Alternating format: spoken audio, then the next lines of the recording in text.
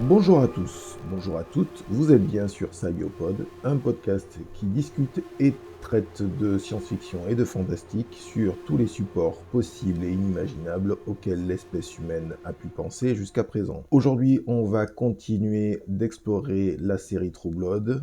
Alors, je vais faire un petit aparté parce que je vais finalement pas parler juste d'une saison, mais des deux, la saison 3 et la saison 4. Alors, pourquoi? On va être très très franc et direct et très honnête sur ce sujet, c'est que je ne trouve pas la saison 3 en elle-même extraordinairement intéressante. Il y a un certain nombre de choses, bien sûr, qui se produisent, un certain nombre d'explorations thématiques, mais c'est pas aussi intéressant que ça, on en fait vite le tour, et assez rapidement. Et s'il n'y avait que cette saison, ce serait pas très intéressant pour un podcast entre 20 minutes et 30 minutes, voire plus. Surtout que si on fait la comparaison avec la saison 2, pour lequel j'ai fait un podcast relativement court, ça vaut vraiment pas trop la peine en fait, parce que la saison est absolument pas de la même qualité. Donc je tenais à l'indiquer dès le départ. De toute façon, ça sera bien entendu écrit dans le titre auquel vous aurez accès en ligne, donc vous pourrez voir cela dès le départ. C'était bien entendu de ma part en tout cas une justification au préalable. Alors, cette saison 3, comme je le disais, qui est un peu convenue thématiquement, parce qu'essentiellement, à quoi on a droit? Je veux dire, il faut être relativement précis. Nous avons droit à une exploration de la hiérarchie et des rivalités vampires. Donc ça prend un peu de temps, mais effectivement, on comprend, je veux dire, comment tout s'organise. Enfin, on avait déjà commencé d'ailleurs à explorer cet aspect-là dans la saison 2, donc on a des précisions dans cette saison-là. On a aussi accès au trafic qui s'effectue de sang vampires via nos revendeurs attitrés, qui sont bien sûr, pour l'essentiel, Lafayette. J'en ai déjà parlé à plusieurs reprises, donc je ne vais pas m'étendre sur le sujet. Nous avons aussi dans cette saison 3 beaucoup d'homo-érotisme, donc pour celles et ceux que ça intéresse, vous aurez le choix. En effet, c'est pas ce qui manque. Et nous aurons aussi également droit à des orgies sanguinaires qui sont aussi au menu. Donc, en guise de conclusion, j'ai presque envie de dire bon appétit, parce que là, enfin, si vous voulez des choses, je veux dire, si vous voulez être titillé, si vous avez des, comment dire, voir des choses un peu sanguinaires et des choses comme ça, donc voir des conflits de vampires, des conflits territoriaux de vampires qui sont d'une certaine manière bien pires, excusez-moi, ces espèces de... Alors, il est évident que si c'est un commentaire sur l'aspect territorial qui existe chez les êtres humains, on se rend compte très vite que les vampires, ce n'est pas mieux, c'est même, sans faire de jeu de mots laid, excusez-moi du peu, mais c'est bien pire. C'est vraiment atroce. Enfin non, c'est même pas atroce, c'est du pareil au même. Donc bon, il y a un côté assez rigolo vis-à-vis de ça, c'est-à-dire que ce soit les êtres humains ou que ce soit les vampires, en fait, les différences sont minimes, et finalement, il n'y a pas besoin d'avoir des dents aussi pointues que ça. Il y a déjà des êtres humains qui ont les dents qui raillent le parquet, donc l'un n'empêche pas l'autre. Mais True Blood, bien entendu, ce n'est pas que ça. Il y a aussi, de manière progressive, dans l'ensemble de cette saison, et un peu aussi dans la saison 4, l'ajout d'un bestiaire qui s'étend donc petit à petit, notamment avec les loups-garous, dont on apprend qu'ils servent certains vampires. On ne refait pas sa nature de canidé, en effet. Les loups-garous, dans cette fiction, aiment servir leur maître, qui en l'occurrence est un vampire dont le sang est une cuvée de 2500 ans. Et cette fameuse cuvée d'hémoglobine vampiresque ou vampirique est irrésistible pour ces hommes et ces femmes loups et louves qui deviennent de fait des junkies au service du rang supérieur dans le règne des animaux humains de la nuit. Voilà, donc au menu de ces deux saisons, en effet, nous avons un bestiaire de créatures fantastiques, comme je le disais plus précisément dans la saison 3, où cela est finalement l'essentiel des thématiques exposées. Une ménagerie de créatures, toutes plus ou moins différentes et différenciées, dont il nous est donné l'opportunité d'explorer leurs spécificités et les relations qu'elles entretiennent. Bon, très franchement, ça entretient un peu la curiosité sur un, deux, voire un peu plus d'épisodes. C'est saupoudré ici et là, mais pas plus. Vraiment pas plus. Il faut être très honnête. C'est pas du tout ce qui m'a le plus intéressé dans True Blood dès lors que j'ai démarré, j'ai commencé à regarder cette série. Alors bien sûr, pour ajouter un peu de piment, c'est évident, il en fallait. C'est une série, série commerciale, hein, il faut être clair. Il a fallu créer un ménage à trois, c'est du HBO. HBO qui essayer en tout cas de se caractériser pendant très longtemps d'ailleurs, enfin ça a toujours été ça jusqu'à présent, en tout cas jusqu'à Game of Thrones. Si on devait parler d'HBO, HBO, si on devait parler de ce channel en particulier, c'était du câble au départ, on peut remarquer que en effet, ils n'hésitent pas à faire, ils font pas semblant, que ce soit, si je me souviens de Oz, qui se passe en prison, que ce soit Game of Thrones, en effet, mais que ce soit d'autres séries préalables, Les Sopranos, il y a des tas de séries comme ça où ça ne fait pas semblant. Quand il se passe un certain nombre de choses, ils n'hésitent pas à aller jusqu'au bout. Donc là, dans True Blood, effectivement, on avait accès, c'était quoi? C'était beaucoup de... Enfin, il faut mettre les pieds dans le plat, hein. C'est beaucoup de combats avec beaucoup de conflits avec les vampires. Donc il y a de l'hémoglobine ici et là, que ce soit de simples êtres humains ou que ce soit des vampires qui explosent, ou vous avez aussi bien sûr une exploration de la sexualité ou des sexualités, on va dire plutôt. Du moment que ce sont des sexualités qui sont consenties, ça va. Là on voit bien que, même dans True Blood, on voit bien qu'il y a un certain nombre d'abus qui se produisent. Enfin, ils se produisent pas tout seuls, c'est qu'il y a des gens qui sont abusifs et qui font des choses qu'ils ne devraient pas faire, c'est évident. Mais néanmoins, c'est toujours ce petit côté, on essaye de titiller la clientèle avec des choses un peu interdites. Donc c'est aussi ce qui est exploré. Donc là on a un peu de piment, en effet, bon c'est un peu gentil, quoi, hein. Il a fallu créer un ménage à trois avec Sookie Stackhouse et ses deux prétendants à dents pointues qui se nourrissent de sang et qui sont accros à ce qu'elle charrie dans ses veines. Alors en même temps, ce qui est intéressant, c'est qu'avec Sookie Stackhouse, elle finit par avoir un peu plus de connaissances sur elle-même. Je veux dire, elle explore sa sexualité avec les vampires, tout ça, donc elle finit par comprendre ce qu'elle apprécie et ce qu'elle apprécie moins. Donc, mais bien entendu, à contrario, elle va bien évidemment en savoir bien plus sur eux. Et elle en connaît aussi un peu plus sur elle-même parce qu'elle fait partie d'un groupe particulier, parce que le bestiaire, en effet, c'est pas que les loups-garous, quoi. Le bestiaire, il y a aussi des fées.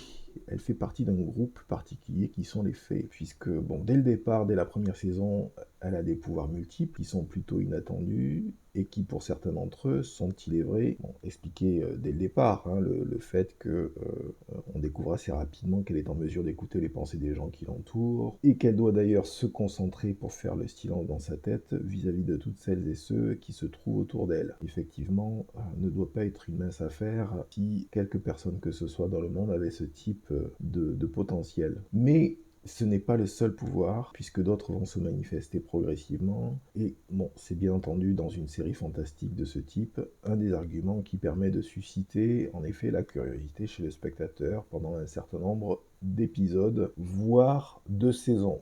Cela fait partie en tout cas, en effet, de l'évolution du personnage. Alors il est évident, c'est que comme le bestiaire précédent, par contre, ce n'est absolument pas suffisant pour maintenir l'attention sur cette série autant que les showrunners le souhaiteraient. Il fallait donc intégrer un peu de piment dans la recette, et ce piment, c'est le moins qu'on puisse dire, ça va piquer un peu beaucoup. Un peu beaucoup parce que les vampires vont se retrouver en face d'un groupe qui, de manière ancestrale, on va dire pluricentenaire, est un groupe qui est un danger potentiel très très important pour les vampires, c'est-à-dire c'est un danger tout simplement mortel. Et donc pour saupoudrer le tout, en effet, nous allons avoir droit à un peu de sorcellerie inquisitrice, pour ne pas dire possessive. Alors, qu'est-ce qui se passe exactement? Mais c'est très simple. Dans la saison 4, plutôt que dans la saison 3, donc comme je l'expliquais, nous avons droit à un club de sorcières. Ils sont tout gentils, ils ont pignon sur rue, donc où chacun et chacune s'exerce aux arts divinatoires et autres formules incantatoires. Hélas pour eux et elles, les vampires ne les ont pas vraiment en odeur de sainteté, c'est même exactement l'inverse. Les sorciers et sorcières sont une menace, comme je le disais, potentielle pour eux. Menace à laquelle ils ont déjà dû se frotter, en effet. Bref, c'est aussi un prétexte pour nous plonger dans l'histoire, avec un grand H pour le coup, notamment de l'Inquisition espagnole aux alentours de 1610. Et donc ceci est effectué dans la saison 4. Alors en faisant c'est un des aspects, je dois avouer, de la saison 4 qui m'a le plus intéressé. Je tenais à indiquer aussi que dans les commentaires du podcast, du fichier MP3, 3, je mettrai quelques liens internet pour ceux qui veulent faire des recherches sur ces aspects-là, parce que c'est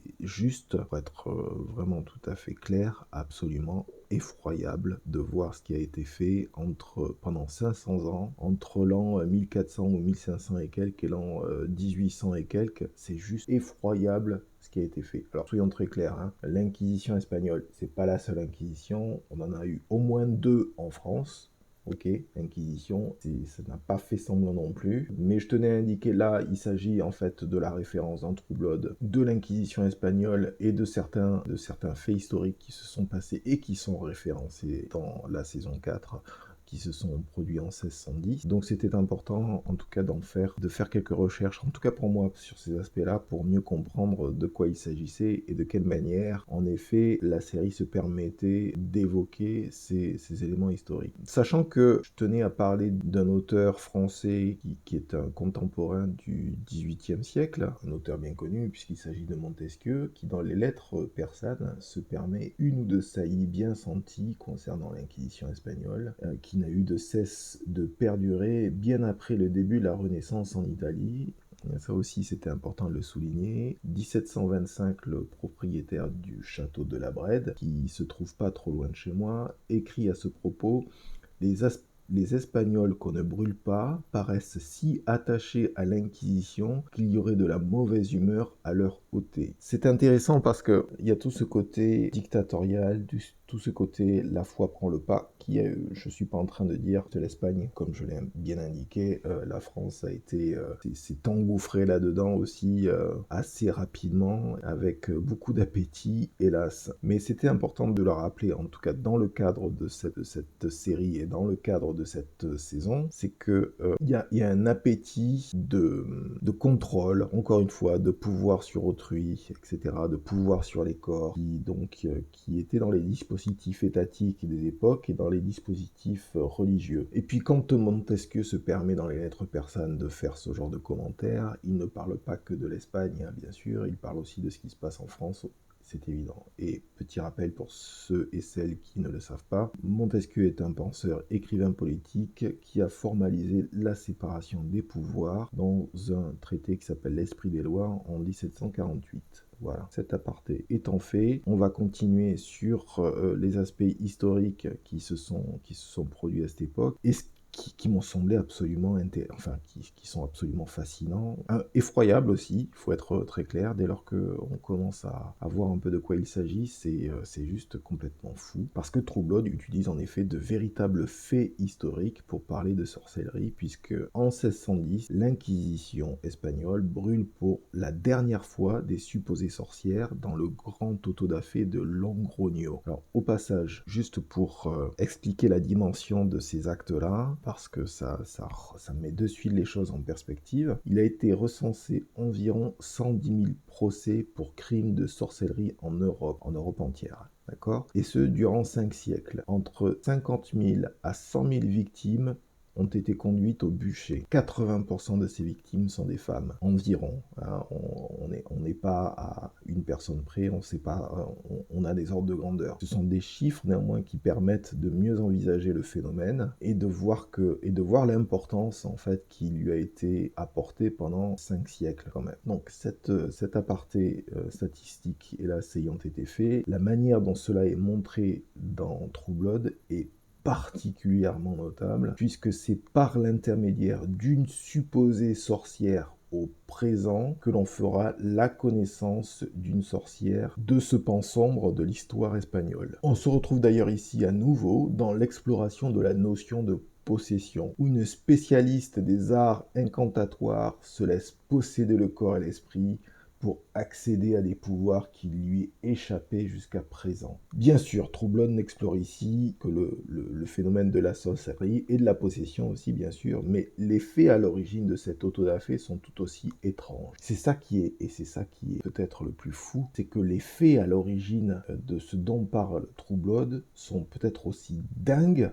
que ce qui se passe dans True Blood. Car en effet, les sorcières qui ont fini au bûcher en 1610 proviennent toutes plus ou moins du même village de Zugarramurdi. Zugarramurdi qui est un village qui existe toujours, hein. J'ai des liens sur le sujet. Encore une fois, vous trouverez ces liens en commentaire dans le fichier MP3 si vous le téléchargez. Après une enquête effectuée entre 1608 et 1609, où des crapauds ont aussi un rôle relativement important, une espèce d'hystérie collective amena les femmes de ce village à se dénoncer car l'Inquisition les menaça de torture. En se dénonçant, les femmes de Zugarramurdi ont fait dans la surenchère et ont fini par avouer des actes les plus vils, empoisonnement, boire le sang de nouveau-né, etc., etc.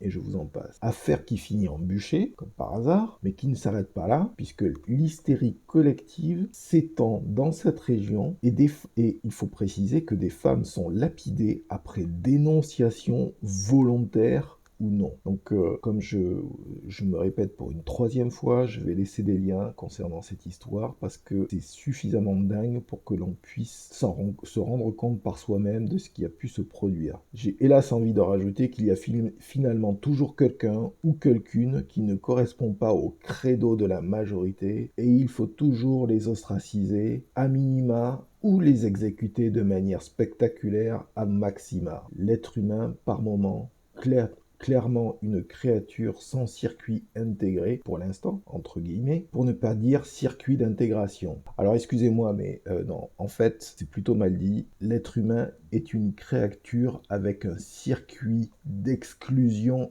intégré. Oui, ça correspond bien mieux à la réalité. Dans ce sens, True Blood met l'accent sur une critique implicite, voire directe, des inquisitions, quelles qu'elles soient finalement. Mais pas que ça, des inquisitions, mais aussi des systèmes de délation mis en place. Cela permet aussi de mieux comprendre comment ces systèmes de délation ont pu aussi facilement trouver un écho pendant la Deuxième Guerre mondiale. C'est bien entendu ça qu'il faut comprendre. C'est que les différentes inquisitions qui se sont produites en Europe, notamment en France et en Espagne, ont mis en place des systèmes de délation du voisin, de la voisine, ou des enfants qui dénoncent les parents, ce genre de choses, etc. Enfin, des trucs absolument infâmes, qui font que vous avez des gens qui se retrouvent exécutés. Quand on fait référence à la Deuxième Guerre mondiale et au système de délation qui ont pu exister, sachant qu'il y a aussi des systèmes, enfin pas des systèmes, des gens qui ont décidé d'aider ceux qui étaient dans des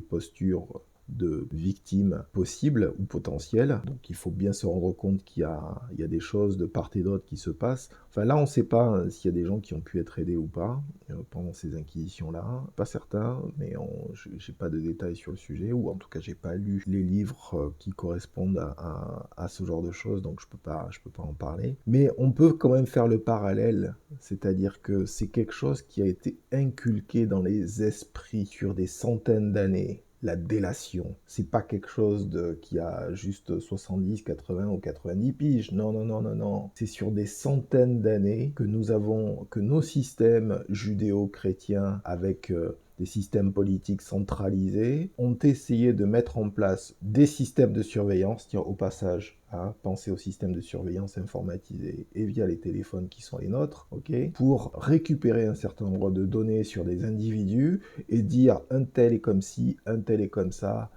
un tel correspond pas à la norme conformée, d'accord? Donc tout ça pour bien indiquer que, effectivement, ouais, en tout cas pour moi, c'est évident qu'il y a des liens qui sont pas directs, c'est évident, mais il y a des liens diffus en termes de comportement d'une époque à une autre, d'une centaine d'années à une autre centaine d'années, et en tout cas sur 500 ans d'histoire, il y a des comportements qui se retrouvent petit à petit. Sachant que, au passage, hein, l'Inquisition espagnole était particulièrement virulente contre le judaïsme et ses pratiquants, ainsi que leurs familles. C'est un petit détail de l'histoire à garder en mémoire, à mon sens. Alors, en Espagne, l'Inquisition est supprimée en 1808, elle est rétablie en 1814, et puis définitivement abolie en 1834. 1834. Quand vous vous rendez compte des dates, vous dites, c'est complètement fou. C'est complètement... Ça fait très très peur en fait, de se rendre compte à quel point le phénomène religieux a pu avoir de l'importance dans certaines sociétés, plutôt que d'être une pratique qui permet juste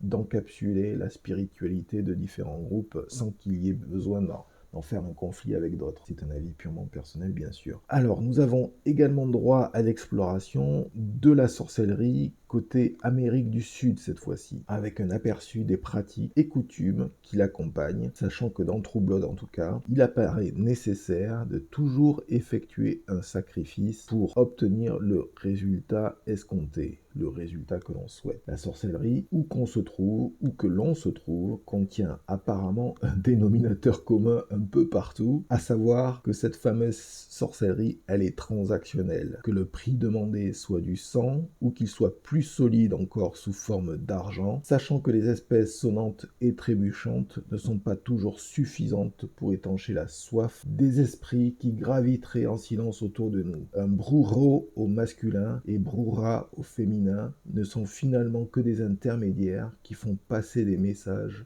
entre deux réalités, celle des esprits tourmentés et la nôtre, où les esprits sont tout aussi tourmentés, mais pour différentes raisons. Nous avons d'ailleurs droit à différentes possessions à plusieurs reprises. Alors, d'ailleurs, c'est avec, encore une fois, Lafayette, comment dire, Lafayette, c'est un symbole noir fourre-tout, en fait. C'est juste incroyable. Il revend de la drogue.